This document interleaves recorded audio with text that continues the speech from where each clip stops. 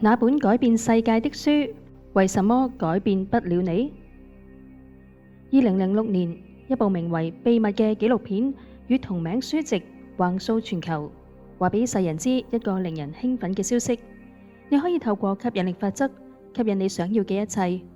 數千萬人讀咗呢本書，好多人興奮咁樣開始練習觀想、感恩、肯定句、願望清單。佢哋相信宇宙會聽到佢哋嘅請求，然後將健康、財富、愛情送到佢哋面前。然而幾年過去咗啦，一項又一項嘅調查同訪談顯示，絕大多數運用秘密方法嘅人冇獲得佢哋想期望嘅結果。有啲人甚至比之前更加沮喪，因為佢哋開始自責：係唔係我唔夠相信？係唔係我邊度做錯咗啊？呢本書冇失效，吸引力法則亦都冇失效。失效嘅係嗰個被過度簡化嘅版本啊！真實嘅吸引力法則遠比想乜嘢就嚟乜嘢複雜得多，亦都深刻得多。秘密話咗俾我哋知一半嘅真相，而另一半被隱藏喺秘密背後嘅秘密之中。呢一集我哋將會一齊揭開嗰另一半嘅面紗，探討點解有啲人用咗吸引力法則，但係就冇效果，以及真正有效嘅關鍵究竟喺邊度？秘密說了什麼，又沒說什麼？喺探討點解冇效果之前，我哋必須先回顧秘密到底傳達咗邊啲核心嘅信息。佢話俾我哋知，你嘅思想會創造你嘅現實。佢話俾你知，要對宇宙落訂單，要觀賞你已經擁有目標時嘅畫面同感覺，要懷抱感恩之心，要相信宇宙會為你安排。呢啲教導本身並冇錯，佢哋係吸引力法則嘅重要組成部分。然而，秘密冇話俾你聽嘅係以下嘅事情。佢冇話俾你聽，你嘅潛意識信念可能與你嘅表意識願望完全相反，而潛意識往往更強大。佢冇話俾你聽，情緒係頻率最真實嘅指標，而你嘅情緒冇辦法靠假裝嚟到改變。佢冇話俾你知，行動與接收之間嘅關係遠比宇宙會送嚟更加複雜。佢冇話俾你知，有啲願望之所以冇實現，係因為你靈魂層面有更深嘅智慧喺度保護你。佢冇話俾你知，集體意識與家族能量場點樣影響個人嘅顯化。換句話說，秘密提供咗一個入門版本，但係呢個版本過於簡化，以至於喺真實世界嘅複雜情景當中，經常顯得冇力。咁樣並唔係話秘密係錯，而係話佢只係起點，並未係終點。表意識與潛意識的戰爭。你每日朝頭早起身，對住塊鏡話：我好有錢，我好有錢，我好有錢㗎。你寫低願望清單，貼喺雪櫃上面。你努力觀想自己住喺豪宅裏面，開住名車。然而，如果你內心深處有一把聲音，無論係幾咁微小，喺度話：我唔配，有錢人都係邪惡嘅，我永遠冇可能富有㗎喇。咁樣呢場戰爭嘅贏家，幾乎永遠都係潛意識啊！心理學研究一早已經證實，人類嘅行為同現實創造有90%以上受到潛意識嘅驅動。表意識就好似船長，佢可以下指令，但係如果潛意識呢個巨大嘅船身已經設定好航向，船長嘅指令往往只係徒勞。吸引力法則要真正生效，唔可以只喺表意識層面工作，你必須深入潛意識，揾出嗰啲與你願望相抵觸嘅信念，然之後將佢哋一一轉化。咁唔係一兩日嘅事，亦都唔係對住塊鏡講幾句肯定語就可以解決嘅。咁係需要耐心、勇氣同埋願意面對自己陰暗面嘅意願。秘密冇教你呢啲嘢，因為呢啲內容唔夠吸引人，但係佢哋就係成功與失敗嘅分水嶺啦。假裝的陷阱，當正向思考變成負面強化。秘密鼓勵我哋假裝已經擁有，透過觀想同埋感受嚟模擬目標達成時嘅感覺。呢個技巧本身係非常之有效嘅，但係佢有一個極其常見嘅陷阱。好多人喺假裝嘅過程當中，其實係喺度壓抑自己當下嘅真實感受。佢哋明明好焦慮，卻強迫自己感覺平靜。佢哋明明好悲傷，卻話俾自己知要感恩。佢哋明明好憤怒，卻用微笑嚟否認。呢種假裝唔係真正嘅頻率轉換，而係情緒壓抑。而壓抑嘅情緒唔會消失，佢會累積，然後從潛意識嘅暗處發出更強大嘅負面頻率。更麻煩嘅係，當你強迫自己正向思考嘅時候，你每一次對負面情緒嘅否認，都喺潛意識中強化咗一個信念：負面情緒係危險嘅，我唔應該有佢哋啊。咁就反而讓負面情緒變得更有力量。真正嘅正向思考唔係否定負面，而係接納負面嘅存在，同時選擇將注意力放喺更擴展嘅方向上。咁係一個微妙但係至關重要嘅區別。秘密冇教你點樣同負面情緒共處，佢只係話俾你知趕走負面思想，但係被趕走嘅嘢總係會從後門走返入嚟㗎。觀想與現實的差距，為什麼腦內電影無法上映？觀想係秘密中最受歡迎嘅工具之一。你眯埋眼，想象自己已經擁有目標，你讓畫面鮮活，讓感覺真實。然而，好多人發現，無論佢哋幾咁努力觀想，現實似乎完全不為所動。問題喺邊度呢？問題在於觀想本身只係創造咗一個腦內電影，但係如果你冇同時改變你嘅能量體質、你嘅日常行為、你嘅情緒慣性，呢部電影就永遠只係存在於你嘅腦海當中啦。觀想嘅真正功能唔係命令宇宙照住做，而係調整你自己嘅頻率，令到你嘅潛意識開始引導你做出與目標一致嘅行為。換句話說，觀想只係為咗改變你自己，而唔係為咗改變宇宙。當你透過觀想真正進入已經擁有嘅狀態嘅時候，你會自然地開始做出唔同嘅選擇，講出唔同嘅說話，注意到唔同嘅機會。呢啲具體嘅行動先至係顯化嘅真正引擎。如果你觀想完之後依然係過住同之前一模一樣嘅生活，咁樣你嘅觀想只係喺度做白日夢，而唔係喺度調頻。秘密冇強調觀想與行動之間嘅連結，導致無數人坐喺屋企裏面等待奇蹟，而奇蹟始終都冇發生到。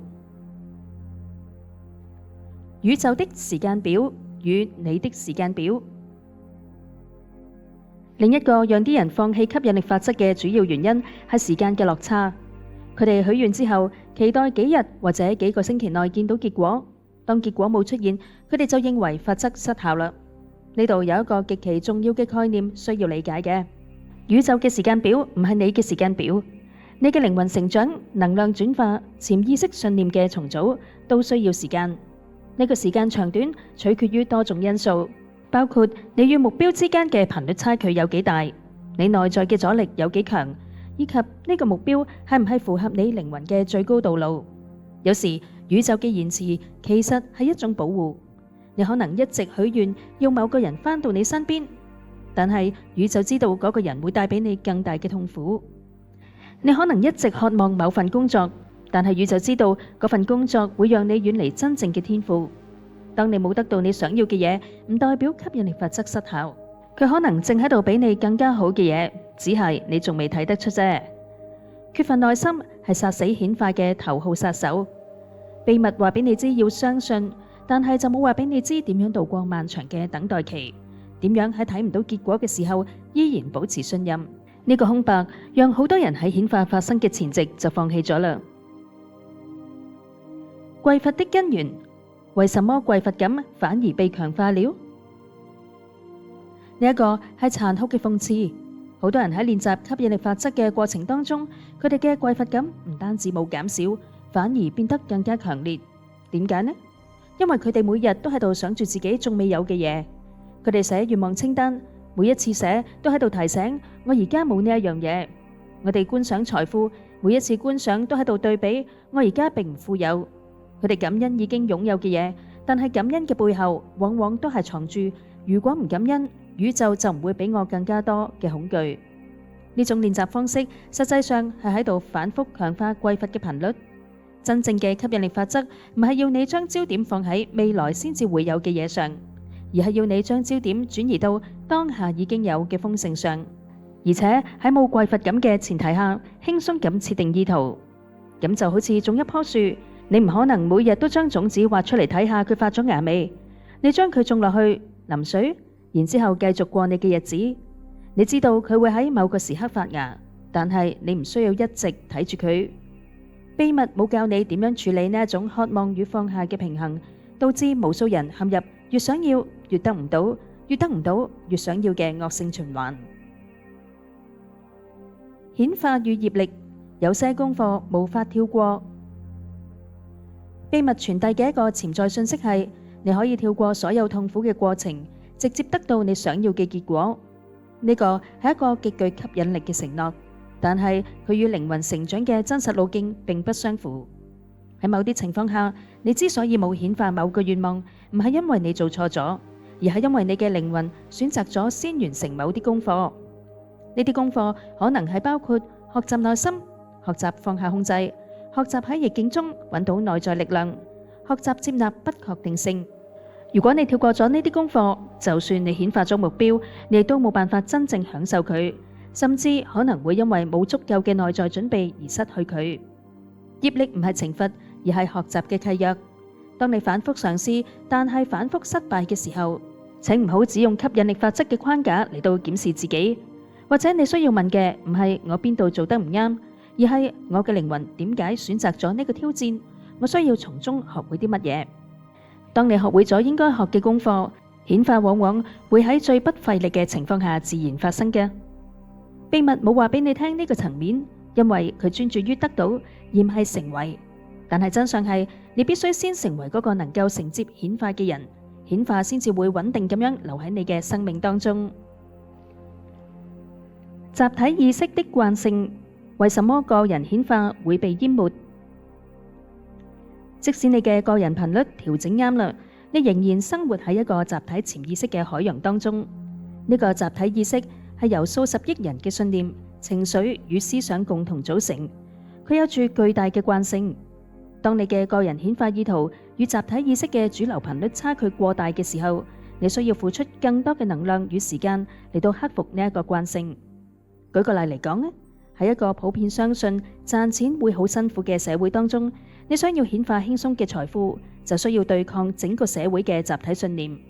咁唔係冇可能，但係佢比秘密裏面所描述嘅困難得多。同樣喺一個集體恐懼彌漫嘅時期，個人嘅平靜與信任亦都會受到考驗。咁唔係要你灰心，而係要你更加現實咁樣評估顯化嘅條件啊！你可以透過連結志同道合嘅群體啦，創造支持性嘅環境，加強個人能量保護與調頻練習，嚟到抵消集體潛意識嘅影響。但係如果你唔知道集體潛意識嘅存在，你就會以為只有我失敗，從而陷入不必要嘅自責。秘密冇討論集體意識嘅影響，因為佢將焦點完全放喺個人身上。咁雖然有賦權嘅效果，但係亦都造成好多誤解同埋挫折。情感創傷與能量印記，身體記憶的頑固力量。更深一層嚟睇，好多人之所以冇辦法顯化，係因為佢哋嘅身體細胞中儲存住過去嘅創傷印記。呢啲印記可能係嚟自童年、嚟自前世，甚至係嚟自家族遺傳。佢哋唔以思想嘅形式存在，而係以身體嘅繃緊、能量嘅阻塞、不自覺嘅行為模式嚟到運作。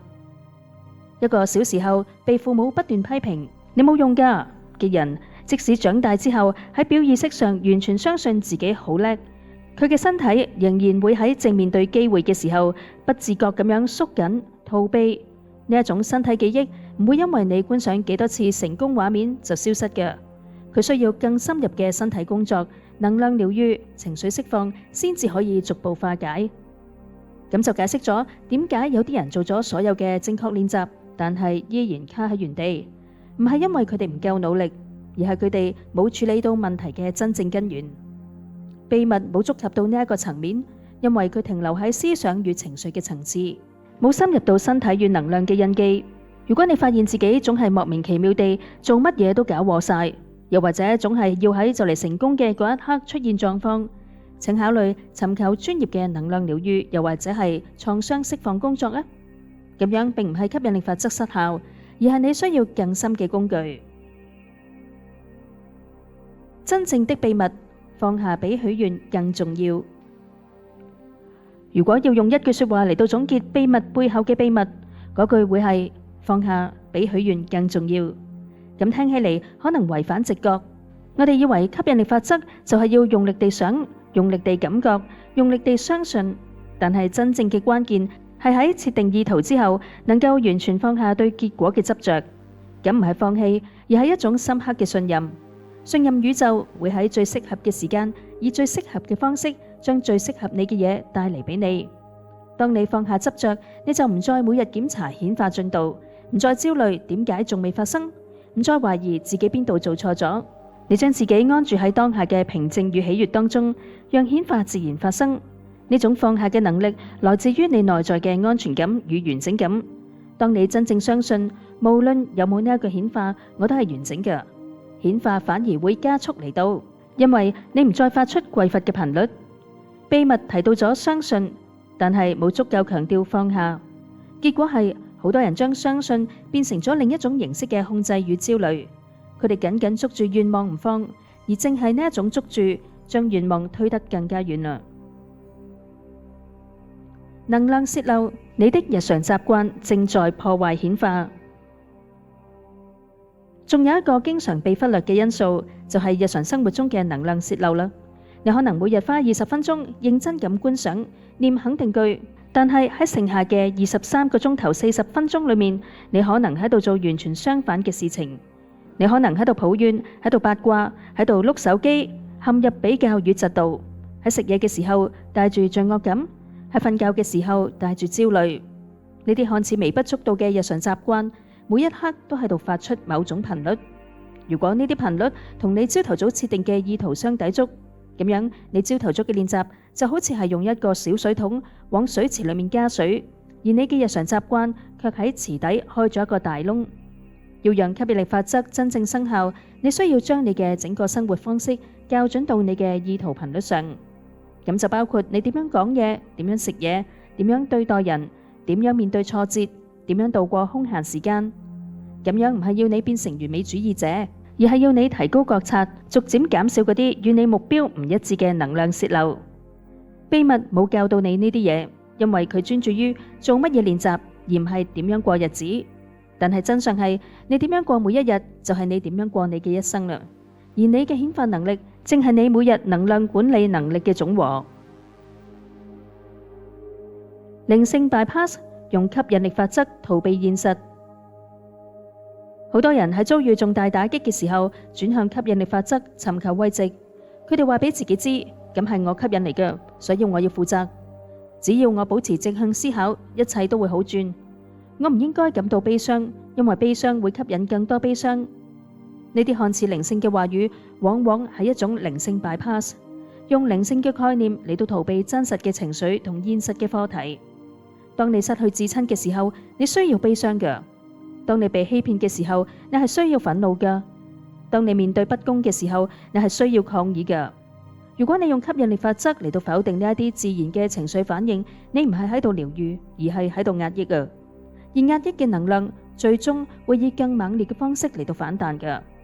吸引力法則唔係要你否認現實嘅痛苦，而係要你喺承認痛苦嘅同時，唔讓痛苦定義你。佢係要你接納自己嘅情緒，而唔係消除自己嘅情緒。如果你發現自己用正向思考嚟到逃避面對某個你唔願意處理嘅問題，請停低落嚟，誠實咁問自己：我係喺度提升頻率，定係喺度躲藏？秘密冇教導呢一個區別，導致好多人將靈性變成另一種形式嘅逃避。真正嘅吸引力法則唔會要你離開現實，佢會要你更深入地進入現實，帶住覺知與勇氣。重新定義有效顯化，不一定是你要的形式。最後一個讓啲人覺得吸引力法則冇效果嘅原因，係佢哋對效果嘅定義過於狹隘。佢哋認為只有當願望以佢哋想象中嘅具體形式出現嘅時候，先至算係有效。我想要嗰層樓啊，如果嚟嘅唔係嗰層樓，就係失敗。我想要嗰個人，如果嚟嘅唔係嗰個人，就係失敗。然而，宇宙嘅智慧遠高於小我嘅想象。好多時候，宇宙會以一種你從來未預料到嘅形式嚟到滿足你願望背後真正嘅核心需求。你想要嗰層樓，可能係因為你需要安全感。宇宙可能唔會俾嗰層樓你，但係佢會俾你一個讓你感到真正安全嘅機會。你想要嗰個人，可能係因為你需要被愛。宇宙可能唔會俾嗰個人你，但係佢會帶你走上一條讓你學會愛自己嘅道路。當你學會咗愛自己，真正適合你嘅人反而就會出現。如果你只係認得嗰層樓嗰個人，你可能就會錯過宇宙俾你嘅其實更加適合你嘅禮物啦。重新定義有效，唔好只係睇形式，要睇本質；唔好只係睇短期，要睇長期；唔好只係睇物質，要睇靈魂嘅成長。秘密冇話俾你聽呢一點，因為佢要買一個心想事成嘅夢啊嘛。但係真相係，宇宙嘅夢想往往比你嘅夢想更加大、更加靚、更加適合你啊！那些真正成功的人做了什麼？如果秘密嘅簡化版本效果有限，咁樣嗰啲真正透過吸引力法則創造巨大改變嘅人，佢哋做咗邊啲唔一樣嘅事？透過研究好多長期實踐者嘅經驗，我哋可以歸納出幾個共同點。佢哋唔只係觀賞，佢哋更專注於調整每日嘅情緒頻率，將感覺良好作為優先於得到目標嘅追求。佢哋唔將願望清單當做命令，而係當做意圖嘅聲明，然之後放下執着，信任過程。佢哋願意面對自己嘅陰影，處理潛意識中嘅創傷與限制信念，而唔係用正向思考嚟到掩蓋佢哋。佢哋將吸引力法則融入日常生活，而唔係只係喺朝頭早練習20分鐘。佢哋採取行動，但係行動係嚟自內在嘅靈感與喜悅，而唔係嚟自匱乏嘅驅逼。佢哋接受不嘅答案。當某個願望冇實現嘅時候，佢哋唔會崩潰，而係好奇咁問宇宙係唔係有更好嘅安排。佢哋有耐心，願意等待幾個月甚至幾年，同時喺等待嘅過程中持續成長。佢哋唔會孤軍奮戰，而係尋找支持性嘅社群與導師。呢啲成功者並唔係天賦異稟，佢哋只係比大多數人更願意深入，更願意誠實，更願意堅持。秘密俾咗大家一個地圖。但係真正走到目的地嘅人，係嗰啲願意走進地圖上標示為未知嘅區域嘅人。從秘密到智慧，一條更真實的道路。而家你已經知道咗秘密背後嘅秘密，你可能會感到或者有啲失望，因為真相遠比秘密所講嘅複雜與困難。但係同時，你可能亦都感到一種解脫，你終於明白。咁多年嘅挫折唔係因為你唔夠好，而係因為你拎到咗一張過於簡化嘅地圖啫。真正嘅吸引力法則唔係一種魔法，而係一條自我認識、自我療癒、自我超越嘅道路。佢唔會俾你立即嘅滿足，但係佢會俾你真實嘅成長。佢唔會保證你得到所有你想要嘅，但係佢會帶領你走向你真正需要嘅。從今日開始，請放下快速顯化嘅幻想，亦都放下係我做錯咗嘅自責。俾空間自己，俾時間自己，從最基礎嘅覺察做起，觀察你嘅念頭，感受你嘅情緒，探索你嘅潛意識，療癒你嘅創傷，校準你嘅行動，放下你嘅執着。呢條路冇捷徑，但係沿途嘅每一步都係你生命嘅一部分。而當你終於走到某個點，回頭一睇，你會發現你得到嘅遠比當初許願清單上面嘅嘢更加多。你得到咗真正嘅自己。而佢先至係宇宙想俾你最偉大嘅秘密啊！